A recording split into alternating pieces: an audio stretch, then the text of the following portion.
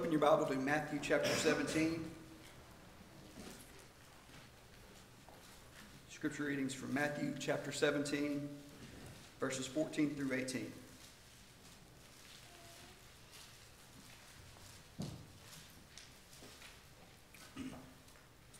And when they had come to the multitude, a man came to him, kneeling down to him and saying, Lord, have mercy on my son, for he is an epileptic and suffers severely.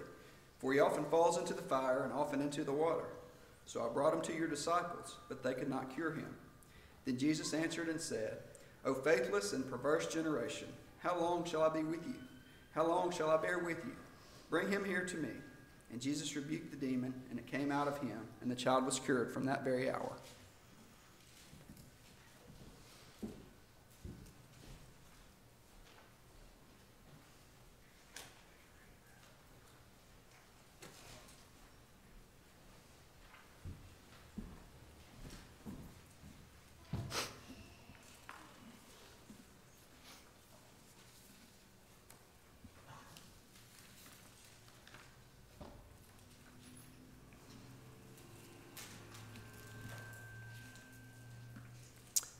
It was a Monday morning, and I came into work as I usually do.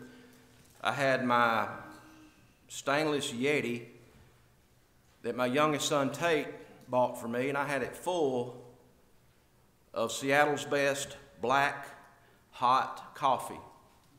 I was sitting at my desk, and the boss man walked by, and he said, "This one's for you."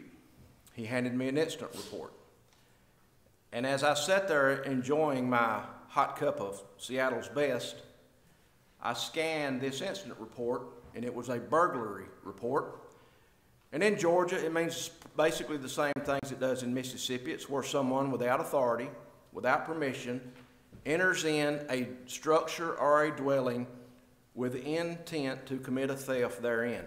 It's a felony, whether they steal anything or not. And as I scanned this report, I noticed the neighborhood. It was one of our higher-end neighborhoods in our community.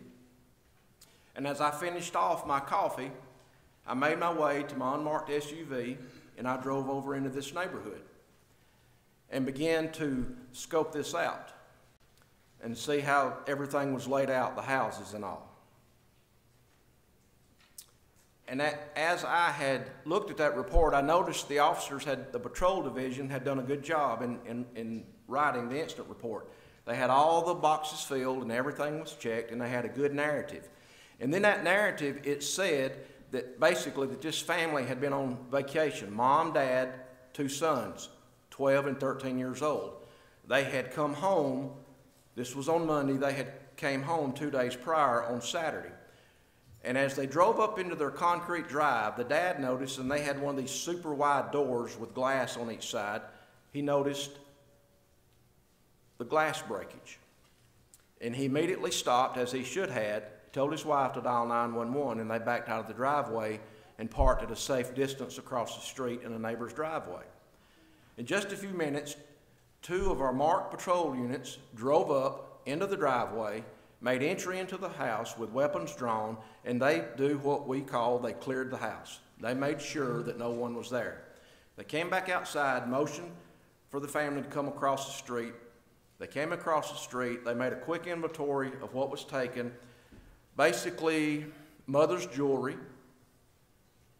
the father's plastic jar of coins, a little water jug, about $200 and change, and the 2 boys' Xbox games, and most of their games was taken.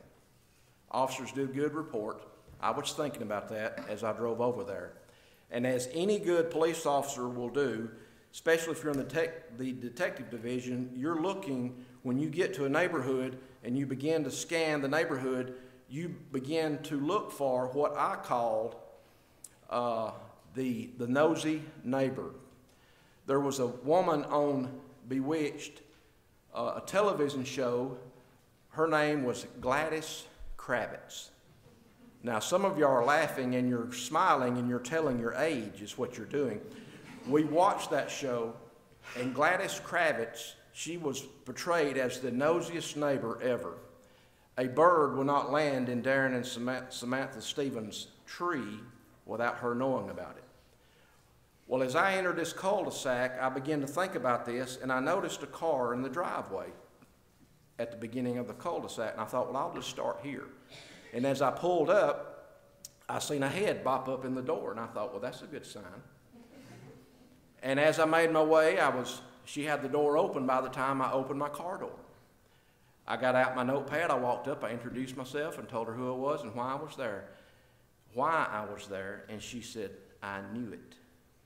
She said, I knew it. She said, last Tuesday, and I said, hang on, ma'am, just a minute. She said, I was watching The Price is Right. And she said, between 10 and 11 a.m., she said, a green 1990, yes, ma'am, you're my newest best friend. She said, a dark green 1990 model Ford pickup truck. And she said, it ain't long, it's short. I said, yes, ma'am, short bed. She said, that's right. She said, because my second husband had a 90 model and it was white. And she said, he was a painter. And she said, I know it was white because he hauled all those long ladders. And I said, yes, ma'am, yes, ma'am. And she said, I was watching The Price is Right. And I said, you know, that show's not been the same since, so what's his name went off there. She said, that's right. So we just kept talking. And she said, and he was by himself, and he was a white man, and he had a bushy head of hair. And said he wasn't back there.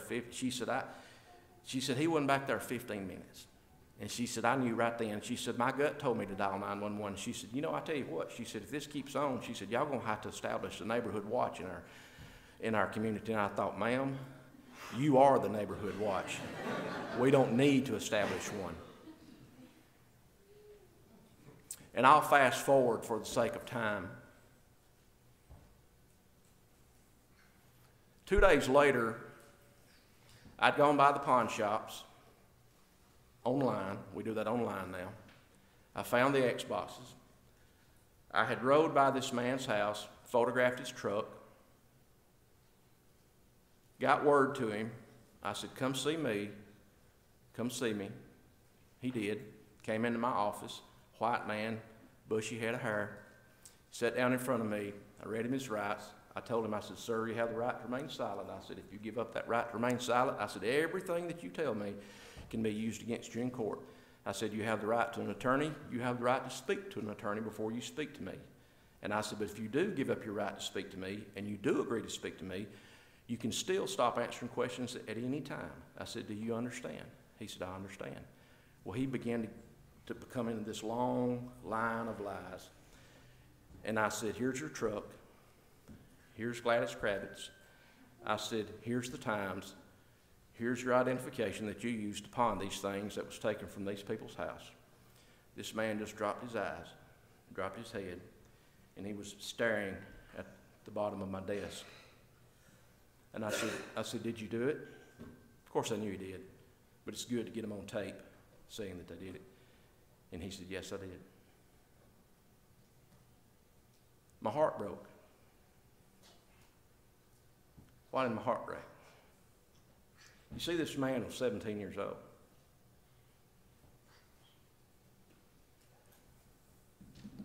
I've asked this question 5,000 times in my life, I guess. But I was going to ask it anyway again. I knew the answers before I asked him. But I asked him anyway. I said, son, where's your daddy?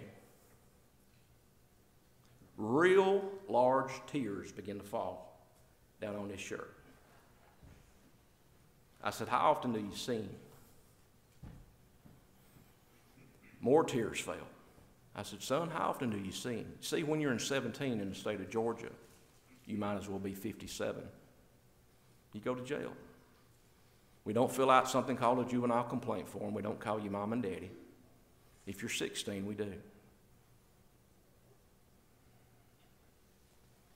I said, how long has it been since you've seen your daddy? How often do you see him? He said, I see him once, maybe twice a year if I'm lucky. I had a patrol officer down the hall, full dress uniform, waiting on me. His mother was sitting in the lobby, the young man's mother. I filled out what is called an inmate committal form. It's what the jail has to have before they'll take an inmate. The patrol officer walks in, handcuffs him, leads him out past his mother. His mother cries. I call her in. She sits down. I shed a tear. I said, when did he leave? She said he left not long after he was born. I said, how often does he see him? She said, once, maybe twice a year. No child support, no nothing. I've seen it, I don't know how many times. And somebody says, well, Brother Sutton, they've got to learn. How dare him? He came into our house. Justice prevails, brother. I get that. I get it up to here. You see, we don't have another mechanism. We don't have another plan. There's nothing else we can do as a society except lock them up. That's what we do. We can't rewind time and make the daddy behave.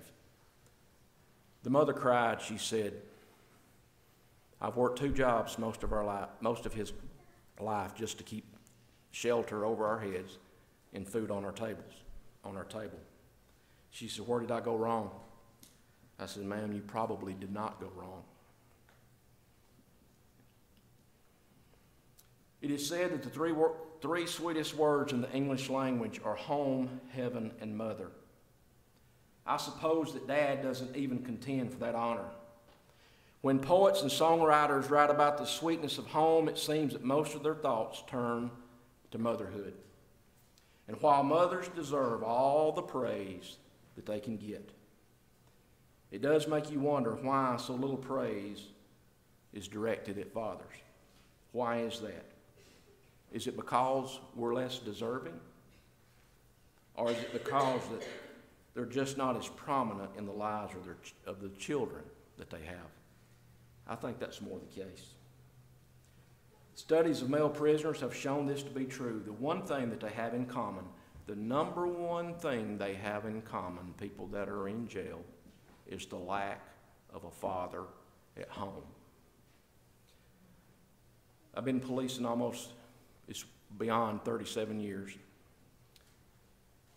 Sometimes you begin to know these inmates. They're your runarounds. Television calls them trustees. We call them runarounds in real life. They run around washing our cars and cleaning our buildings. We get to know them.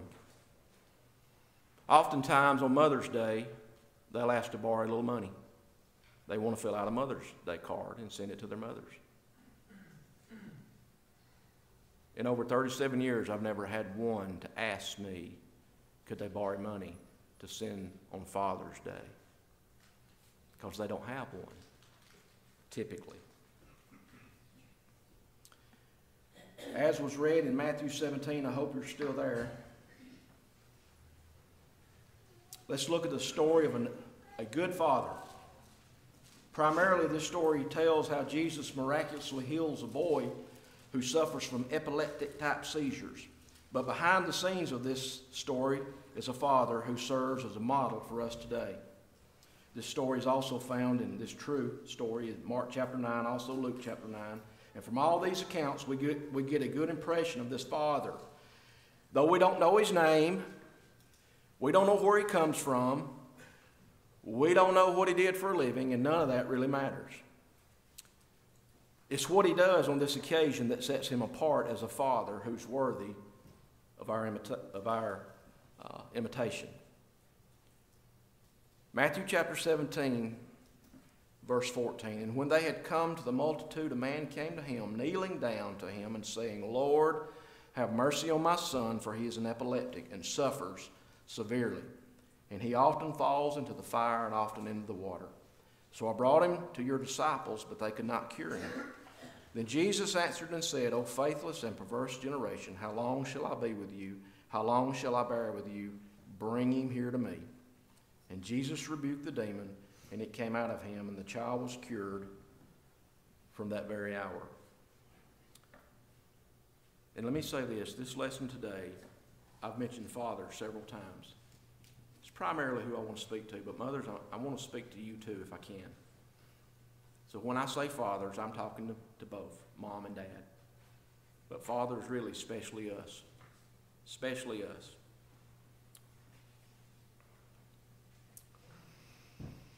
There's 4 things that I want us to notice about this man that I believe that makes him a good father today.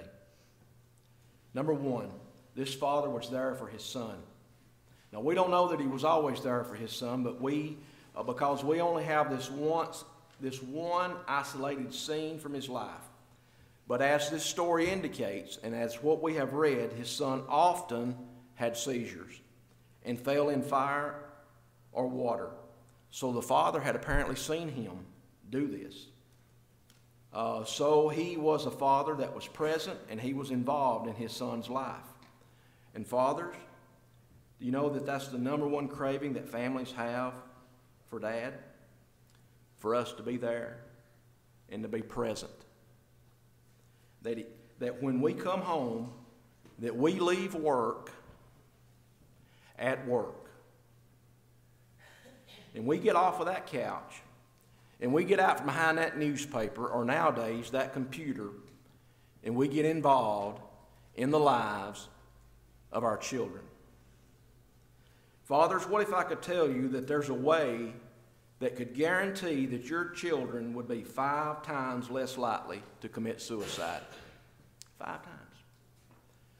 What if I could tell you that I could guarantee that 32 times less likely your child will run away from home, 20 times less likely to have behavioral disorders, 14 times less likely to commit rape, 9 times less likely to drop out of high school, and 9 times less likely to end up in jail?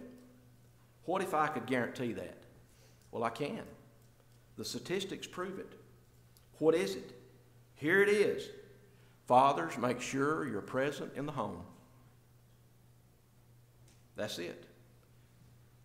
Your presence in the home makes a tremendous difference in the future of your children.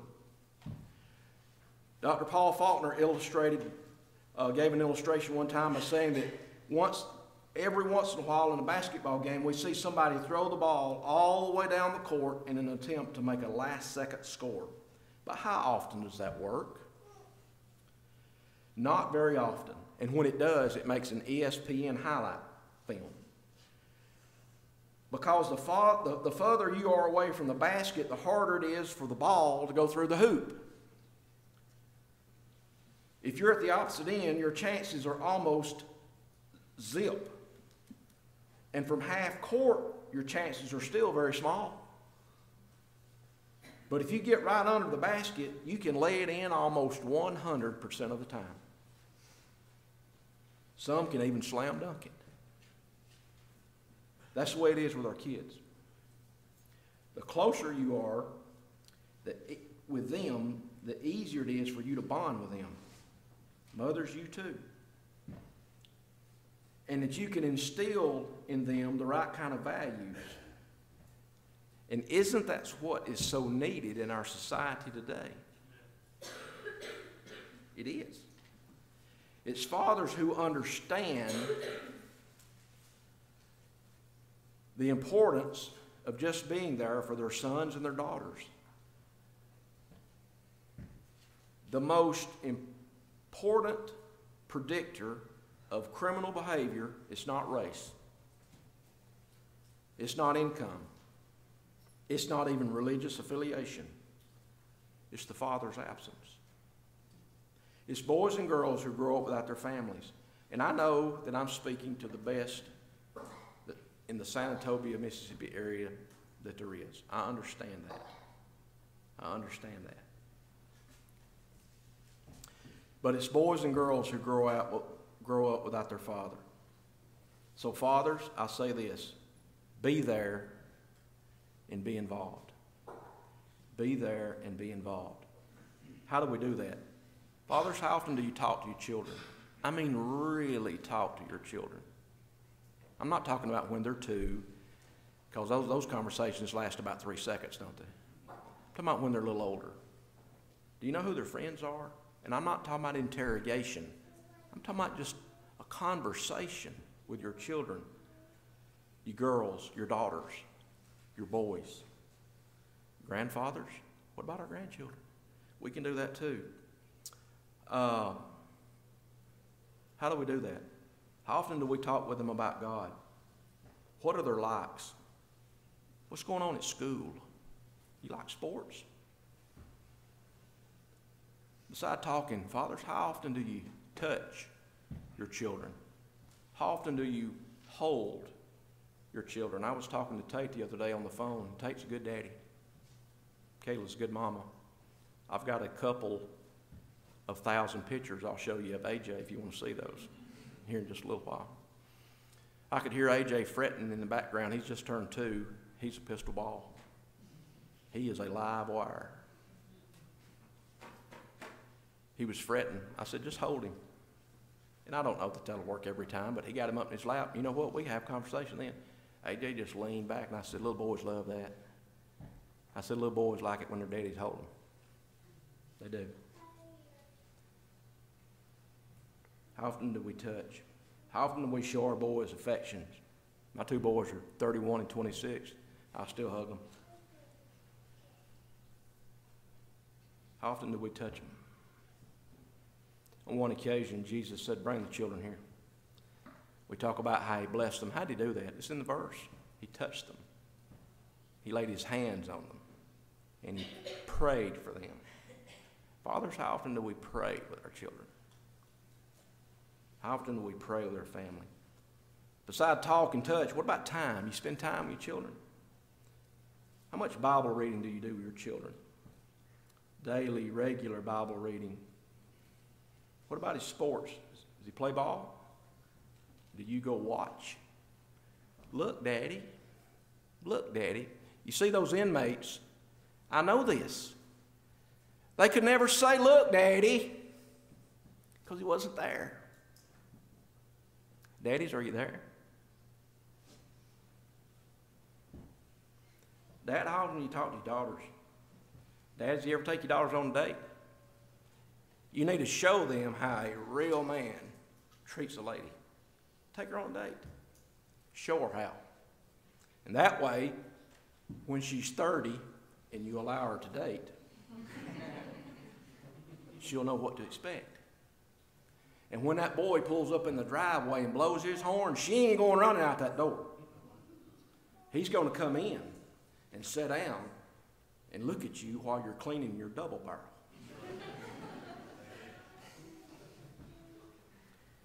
Gentlemen, how tender are we with our kids? Do we show emotions? Are we compassionate? Not too long ago, heard a middle 4th grade boy said, well, you know, and I'm just throwing this in for free.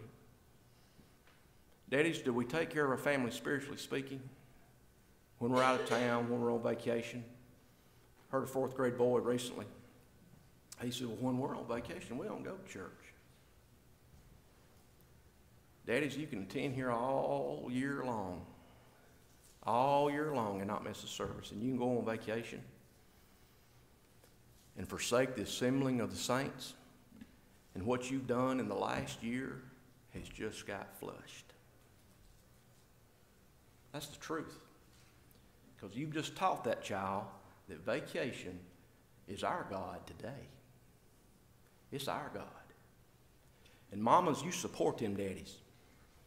When you're on vacation and daddy says, we're going to worship, mothers, you amen that. Because those outlet malls can wait. They're not going to take that sale off.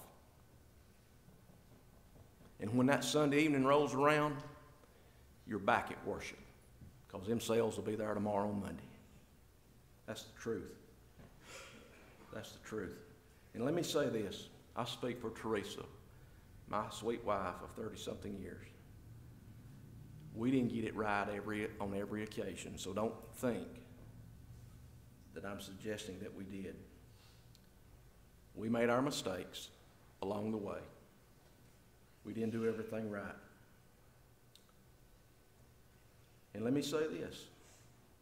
No matter how good we are or how well we've done, the world is powerful. Satan is powerful. We can still lose our kids away from the church.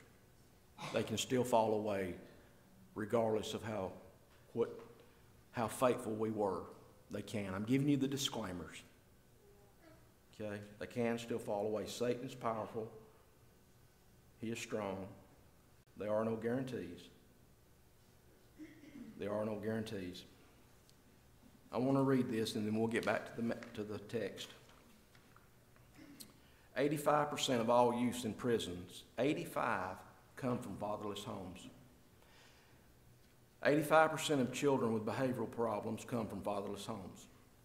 75% of all adolescents in chemical abuse centers come from fatherless homes. 71% of all high school dropouts come from fatherless homes. 71% of teenage pregnancies, 71% of teenage pregnancies come from fatherless homes. Daughters with fathers or without fathers, daughters without fathers are 711% more likely to have children as teenagers, 164% more likely to have premarital birth, and 92% more likely to get a divorce. 90% of all homeless and runaway children are from fatherless homes. 63% of youth suicides are from fatherless homes. 80% of rapists with anger problems comes from fatherless homes. These children are 40 times more likely, and it is 40 times more likely for a preschooler to be sexually abused if he has a fatherless home, 2 times more likely to suffer from obesity, 2 times the rate of infant mortality, figure that one out, higher likelihood of mental health disorders, and a higher likelihood of future relationships problems. With juvenile inmates that are incarcerated, there is a 279% increase of those fatherless boys being involved in gun trafficking, crime that violate law with guns, drug dealing, and serious violent crime. And these stats come from the U.S. Census Bureau, Journal of Research and Adolescence, Journal of Urban Health, the Bureau of Justice, Statistics, Washington, D.C. Now, do you think it's important that fathers be at home? The father of our story was a good father because he came to Jesus for help. This is our second point. Notice the story begins by saying that a man came to him, kneeling down to him and saying, "Lord, have mercy on my son." Verse 14. That's a fine commitment, isn't it? The only time we meet this man, he's on his knees in front of Jesus. And he's there beseeching Jesus in behalf of his son. You know, fathers, I suggest that if you haven't come to the Lord in behalf of yourself, that you come to him on behalf of your children and your grandchildren. Even if you think you don't need the Lord yourself, which is faulty thinking, because you do. You have a soul and it needs saving. At least realize that you need the Lord's help to bring up your children and be a positive influence on your grandchildren. As the father, you're the leader of your home. You're the leader of your family. You set the moral standards, the spiritual standards for your children, or you should. This was true in Old Testament times. Did you know that Jewish fathers were the primary teachers of morality? And even in colonial America, fathers was the primary teachers, not mothers. Fathers did the raising so much that child rearing manuals was addressed to fathers well into the 18th century. If a divorce occurred, which was rare, the general practice was to award custody to the father. Traditionally, the father was very involved in training and disciplining the children. Discipline the children, discipline the children, discipline the children. Mamas and daddies, you're in charge, you're large, you're in charge. So many young people sit in front of us, and they want to tell us what they're going to do. I know they're telling their mom and daddy what to do at home. That's obvious. Fathers was involved in the training and the discipline of the children. You're in charge to set the moral tone of the home. And isn't that what God intended? Yes, it is. Paul said in Ephesians chapter 6, verse 4, you fathers bring them up. You fathers bring them up in the training and the admonition of the Lord. He didn't mention the mothers. Mothers have their roles, and they should. What would we do without our mothers? I was talking to Jeremy about this. I said, I have nothing against women. I said this tongue in cheek. I said, my mother was a woman, okay? But we have our roles. Paul said, you fathers bring them up in the training and the admonition of the Lord. That's been God's will from the beginning, but it seems like maybe in the 50s, the shift of responsibility, maybe somewhere in the 50s, where mothers took over because fathers was less visible and less involved in the home, so children were left without that male leadership. But fathers, God's will on this matter has not changed. He still places responsibility on us, on you, to bring them up in the training. Children have to be trained. I get criticized for that, but they have to be trained. They don't come here. They come here knowing they don't know. We've got to train them.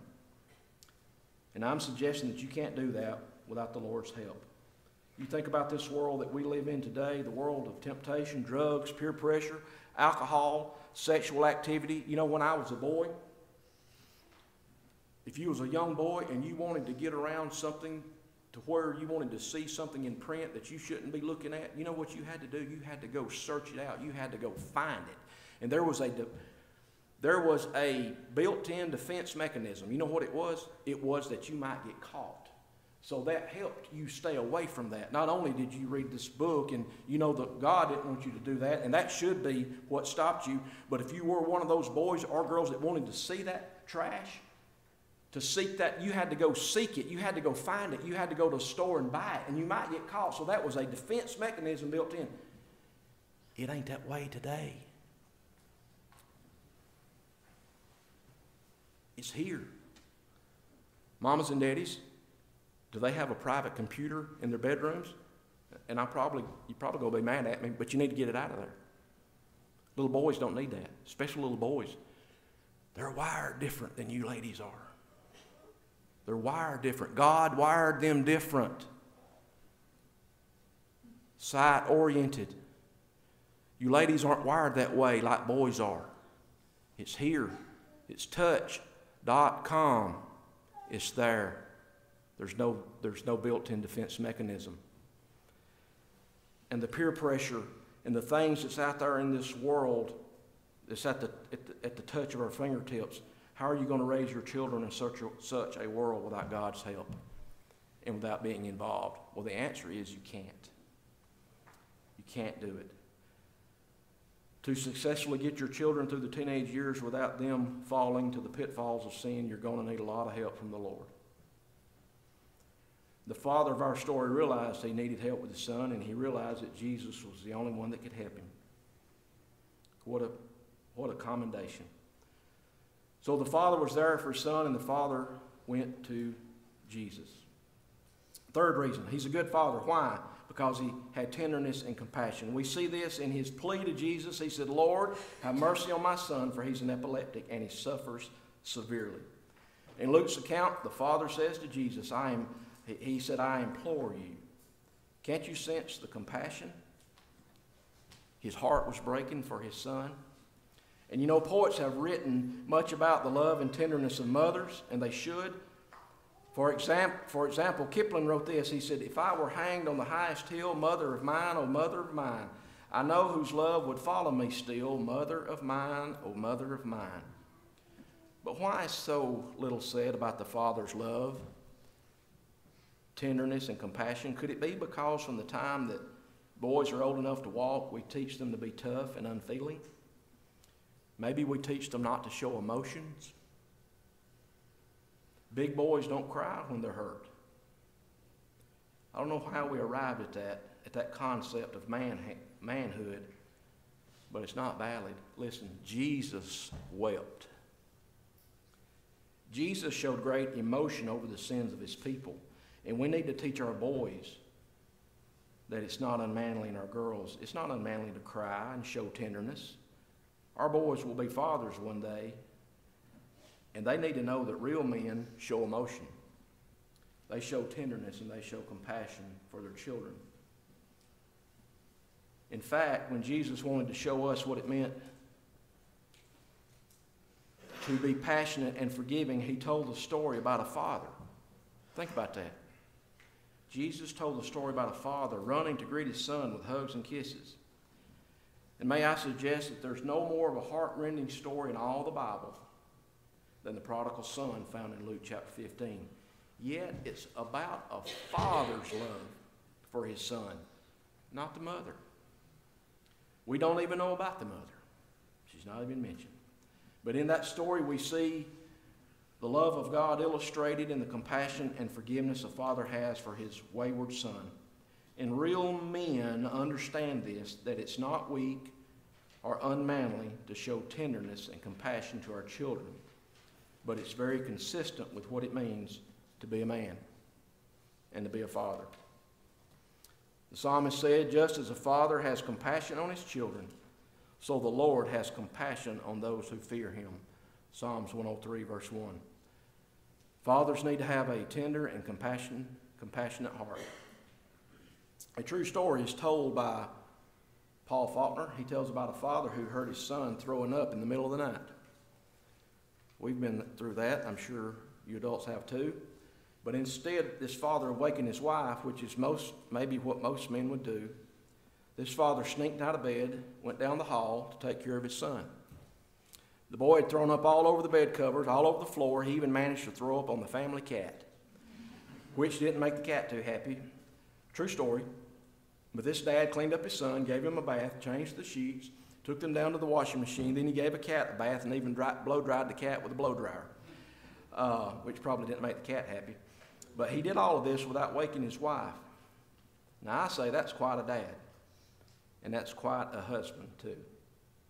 These guys who claim to be the man of the house, and they act like they're too good to take out the unpleasant details or take care of the pleasant details like this, they aren't really being a man. Maybe a mule, but not a man. The father was there. This father was there for his son. This father went to Jesus, and this father showed tenderness and compassion. And finally, point number 4, the father of our story is a good father because of his faith in Jesus. In Mark's account, in Mark 9, verse 23, Jesus said to the Father, if you can believe, all things are possible to him who believes. And in verse 34, the Father cried out with tears. He said, Lord, I believe. He said, help my unbelief. He believed Jesus had the power to heal his son. That's why he brought him to him, but he knew his faith could be stronger. So he pleaded for greater faith. And we have to admire that. This father saw the urgent need to get his son to Jesus for healing, but you know his need was no more urgent than ours. Dads, we can't put off bringing our children to the Lord. He's the only one who can provide spiritual healing to them for their souls. We can't wait until they're too old to bring them. We must bring them while they're young. You see, brethren, we don't start in the crib pen, or that is where we start. We don't start in the prison pen. We start in the crib pen. There's where we start. We must start while they're young. You know, a father's faith has a tremendous impact on shaping the spiritual values of his children. It is said that if both mother and father go to church, 72% of the children will go when they're grown. If the father goes, that percentage does not drop nearly as much as only if the mother goes. If only the father is faithful in going to church, 55% of the children will go when they're grown. But if only the mother goes faithfully, the percentage drops down to 15%. That's the percentage of children who remain, only that percent remain faithful as adults. So apparently, as important as a mother's influence is, a father's faith has a greater influence over the children in shaping their spiritual lives. And to me, that seems the way that God intended it to be. So fathers, let me ask you, how's your family life? Are you there for your children? Are you providing the leadership that God intended morally, emotionally, and spiritually? You know, an anonymous poet wrote this. He said, I watched him playing around my door, my neighbor's little boy of 4. I wondered why a child would choose to wear his dad's old worn-out shoes. I saw him try with all of his might to make the laces snug and tight. I smiled to see him walk, and then he'd only step right out again. I heard him say, his voice so glad, I want to be just like my dad. I hoped his dad his steps would choose safe for his son to wear his shoes. And then a shout and a cry of joy, a hello, Dad, and a hiya, boy. They walked along in measured stride, each face aglow with love and pride. What have you done today, my lad? I tried to wear your old shoes, Dad. They're big, but when I am a man, I'll wear your shoes. I know I can. They stopped and stood there hand in hand. He saw his son's track in the sand. His word of prayer comes back to me, Lord, let my steps lead him to thee. And that's an appropriate prayer for all of our fathers today, that our steps will lead our sons and daughters to Christ. It doesn't happen by accident. Is he watching me? You can go ahead and put this one shot I want to put on the screen, brother. I wanted to kind of leave this with you. As he's hopefully loading that, he'll throw that up there in just a second. I titled this lesson, Look, Daddy. Look, Daddy. Because, daddies, I promise you, if you're not looking, I promise you somebody's looking. Somebody's looking. His name is Satan. And he's watching your every move. And his darts that he throws has gotten too many already. Let's don't let him get ours. You see, that's not his dad up there. That's a coach. And that's good. I coached it 16 years. Drew was one of mine in baseball. You see the name on the back of that shirt? Why? You see where it says sad? Look, Daddy. You can turn it off now. See, the little boy's sad. He's got a coach. But where's his daddy?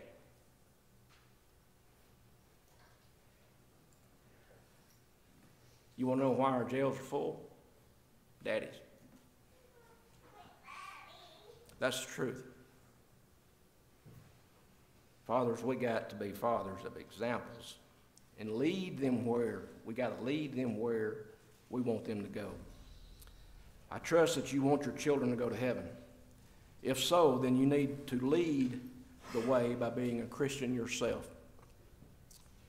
And if you are a Christian, be a faithful Christian if you're not.